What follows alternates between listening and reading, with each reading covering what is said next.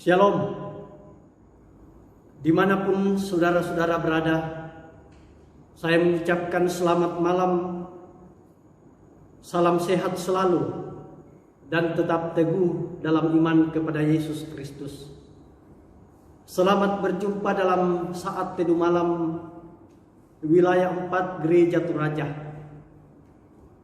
Saya Pendeta Inarso Didi Denggo yang saat ini sedang melayani di Gereja Toraja Jemaat Gunung Putri, Klasis Pulau Jawa.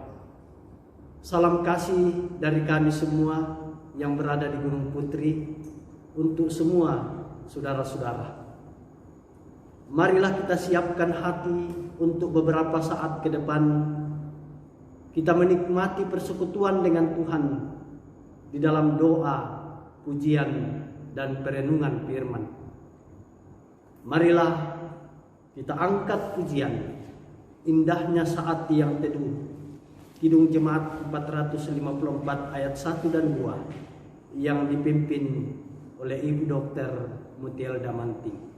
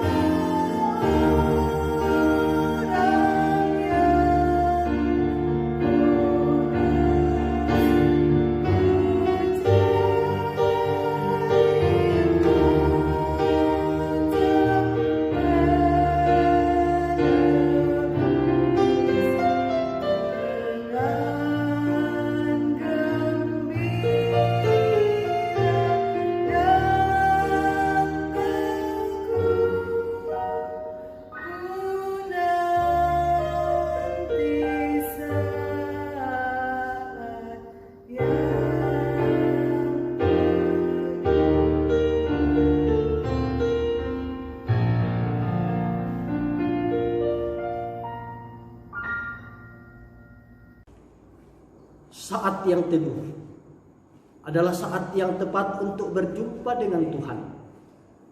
Perjumpaan dengan Tuhan tidak dibatasi oleh waktu dan tempat, dan kami dari Jemaat Gunung Putri yang terdiri dari kurang lebih 115 kakak yang tersebar dari beberapa kabupaten dan kota, di antaranya Kabupaten Bogor, Kota Bogor, Depok, Bekasi, ada juga di Tangerang dan sebagian Jakarta Timur.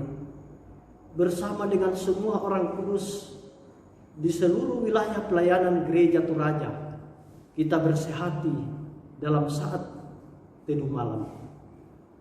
Mari sahabat Sate Malam, dalam membaca dan merenungkan firman Tuhan saat ini, mari kita mohon pertolongan Roh Kudus. Kita berdoa. Kami bersyukur kepadamu Tuhan, di hari yang Engkau perkenankan kami berada dalam persekutuan dengan Tuhan dalam saat teduh malam. Kami merindukan firman-Mu, karena kami yakin dan percaya firman-Mu menjadi kekuatan dan berkat dalam menjalani hari-hari yang Tuhan karuniakan, khususnya di tengah-tengah serangan pandemi COVID-19 yang belakangan ini semakin marak. Ya Roh Kudus, urapilah kami semua, layakkan kami dan ampuni dosa kami, dan berbicaralah kepada kami semua anak-anak-Mu ya Tuhan. Dalam nama Tuhan Yesus kami berdoa kepadamu ya Bapa. Amin. Saudara-saudara, bagian firman Tuhan yang akan kita dengarkan dalam saat teduh malam ini terambil dari Injil Matius pasal 7, ayatnya yang ke-24 sampai ayatnya yang ke-27. Injil Matius pasal 7 ayat yang ke-24 sampai 27. Demikian bunyi firman Tuhan. Dua macam dasar.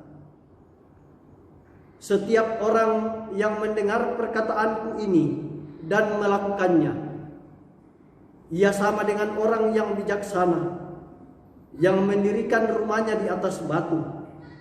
Kemudian turunlah hujan dan datanglah banjir, lalu angin melanda rumah itu. Tetapi rumah itu tidak rubuh, sebab didirikan di atas batu. Tetapi setiap orang yang mendengar perkataanku ini dan tidak melakukannya, ia sama dengan orang yang bodoh yang mendirikan rumahnya di atas pasir. Kemudian turunlah hujan dan datanglah banjir, lalu angin melanda rumah itu, sehingga rubuhlah rumah itu, dan hebatlah kerusakannya. Sedemikian jauh firman Tuhan. Berbahagialah kita semua yang mendengarkannya. Saudara-saudara yang dikasihi Tuhan, firman Tuhan saat ini merupakan bagian penutup dari pengajaran atau khotbah Tuhan Yesus di atas bukit yang dimulai dalam pasal 5. Sepintas saudara-saudara, firman Tuhan ini tidak memberi arti dan makna bagi hidup kita, karena merupakan penutup dari seluruh pengajaran Tuhan Yesus yang dimulai dari pasal 5. Namun ketika kita memperhatikan dengan saksama, penutup biasanya merupakan kesimpulan dari apa yang dikisahkan atau diajarkan dari awal. Bisa kita bandingkan ketika kita menonton sinetron. Menariknya di sini saudara-saudara, bahwa dalam menutup pengajarannya, Yesus memakai terminologi firman-Nya sama dengan membangun rumah. Coba kita perhatikan pembacaan kita. Ada dua rumah yang sama dibangun di tempat yang berbeda. Yang satu di atas batu dan yang lain di atas pasir. Dalam situasi normal, tampaknya tidak ada perbedaan. Bahkan ada yang menilai rumah yang dibangun di atas pasir nampak indah dan elegan. Namun ketika ada badai dan banjir, maka disinilah tampak nilai dari kualitas bangunan itu. Yesus mengatakan, orang yang membangun rumahnya di atas batu akan berdiri kokoh di tengah badai dan banjir. Sementara yang mendirikan rumah di atas pasir akan rubuh dan hebatlah kerusakannya. Saudara-saudara, apa artinya firman Tuhan ini bagi kita di tengah-tengah situasi dan kondisi yang kita alami? Rumah bisa kita artikan secara fisik, yaitu tempat kita tinggal, tempat kita tidur, tempat kita berkumpul bersama sanak saudara. Tetapi dalam arti lain, rumah digambarkan sebagai kehidupan setiap orang percaya. Sekali lagi, kehidupan kita. Artinya siapapun kita, sebenarnya kita sedang membangun rumah. Kita semua merasakan iklim dan musim kehidupan yang sama. Kita semua pernah ditimpa badai. Kita semua pernah ditimpa bencana, sakit, gagal, beban berat dan sebagainya. Tetapi kita semua juga pernah mengalami sukacita, kegembiraan, kesuksesan dan lain sebagainya. Dari pinggir jalan sampai ke istana, semua pernah mengalami sakit, luka, pergumulan, juga mengalami kesenangan, kesuksesan dan sebagainya. Nah, masalahnya saudara-saudara, ialah di manakah kita melandaskan atau mendasarkan kehidupan kita. Ini yang menarik, sehingga istilah batu dan pasir perlu kita pahami bersama.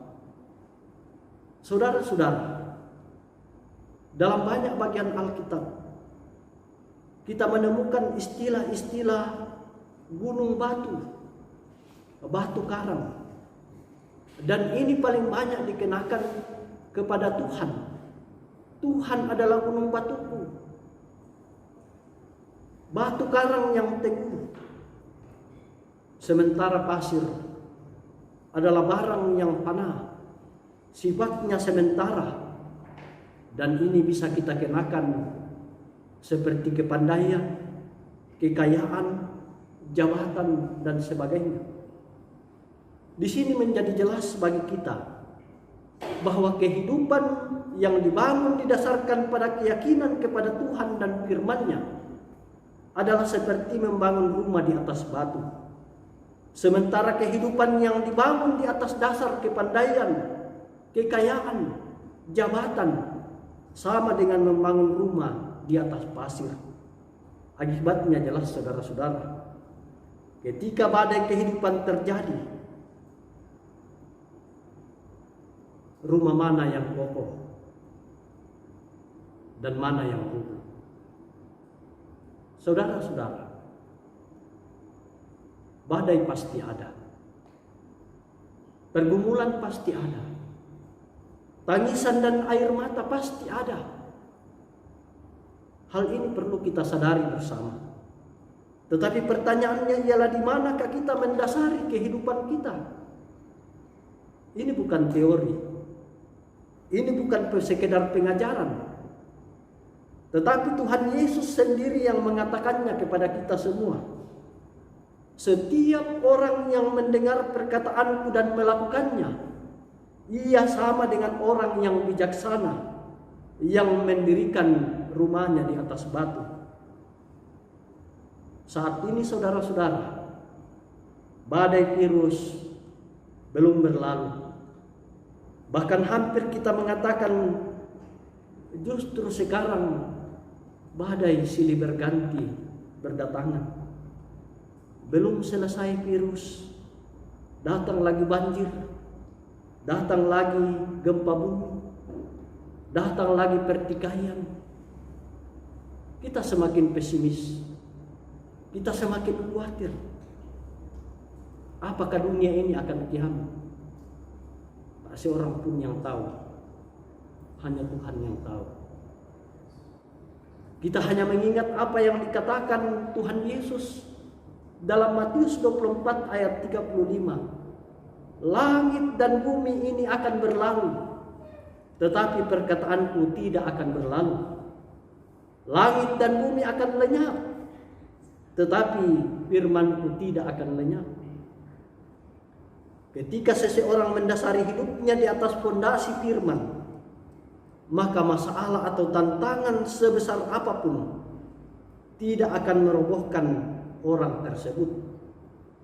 Sebaliknya, jika seseorang mendasari hidupnya di atas fondasi yang bersifat fana, seperti kepandaian, kekayaan, jabatan, dan lain sebagainya, maka meskipun dari luar hidupnya kelihatan seperti bangunan yang megah dan kokoh, tetapi ketika ada goncangan datang, maka hidupnya mudah goyah, bahkan rubuh. Pondasi iman dibentuk dari ketaatan kita melakukan firman Tuhan. Satu ketaatan kita melakukan kehendak Tuhan, seperti satu batu yang terus kita susun menjadi sebuah bangunan. Ketaatan demi ketaatan yang kita lakukan terhadap kehendak Tuhan akan memperkokoh pondasi iman kita, sehingga hidup kita menjadi kuat. Hidup kita melangkah lebih pasti dan tidak tergoyahkan. Dan waktu Tuhan, kita meyakini, adalah waktu yang begitu indah. Badai pasti berlalu, dan karena itu dari setiap ujian akan muncul berkat. Tuhan memberkati kita semua. Amin. Marilah kita akhiri perenungan, kita kembali satu menghadap Tuhan. Kita berdoa. Kami semua tunduk diri di hadapan-Mu Tuhan, seraya mengagungkan kuasa-Mu, kasih-Mu dalam kehidupan kami. Firman-Mu semakin menyegarkan iman kami dan meyakinkan kami sebagai orang yang tetap teguh dalam iman kepada-Mu. Di tengah-tengah serangan badai apapun bentuknya yang kami alami saat ini, secara pribadi dan bersama, kami yakin Tuhan tetap ada bersama dengan kami. Tuhan tetap menolong kami, dan kami pun hidup dalam ketekunan menanti waktu Tuhan. Firman-Mu yang meyakinkan kami bahwa Engkau sendiri yang berkuasa atas kehidupan ini dan memegang kendali dari setiap peristiwa demi peristiwa yang kami alami. Oh Tuhan Bapa kami di surga, teguhkanlah iman kami, kuatkan dan mampukan kami menghadapi berbagai pergumulan hidup. Di dalamnya juga kami merasakan kuasa kasih Tuhan. Karena itu kami patut bersyukur kepada-Mu. Engkau selalu menyatakan berkat-berkat-Mu dalam kehidupan kami. Terlebih Tuhan, berkat ketika ada saat di mana kami berjumpa dan bersekutu dengan Tuhan lewat ibadah saat teduh malam dan ibadah-ibadah lain yang boleh kami ikuti di tengah-tengah pandemi COVID-19 ini.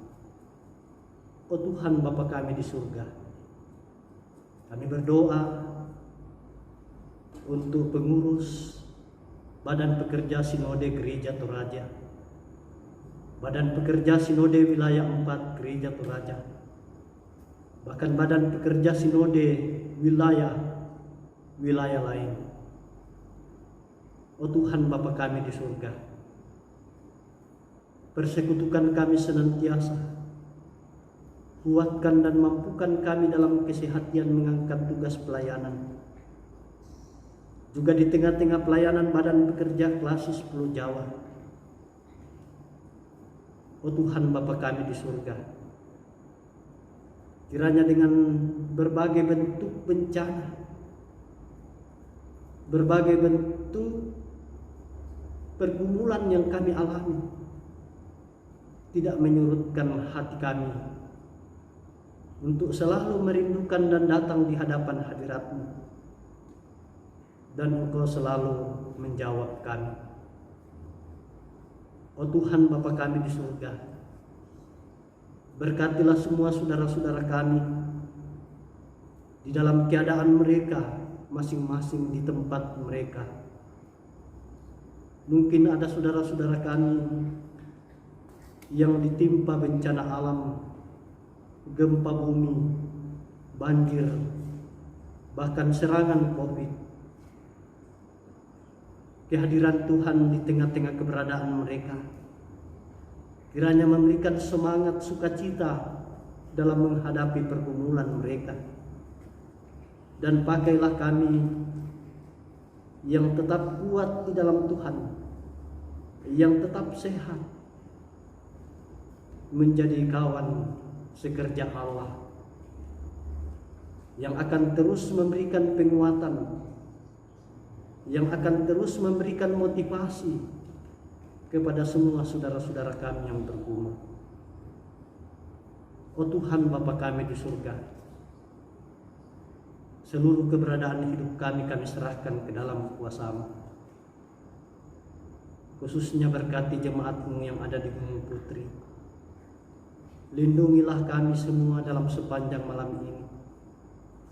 Dan biarlah malam ini kami lalui dalam lindungan kuasa kasih-Mu, dan kami boleh beristirahat membaringkan diri dengan tenang. Terpujilah kuasa kasih-Mu Tuhan. Inilah kami semua yang datang di hadapan hadirat-Mu. Kami datang berserah diri. Kami datang mengucap syukur dan menaruh segala pengharapan hanya kepada-Mu saja.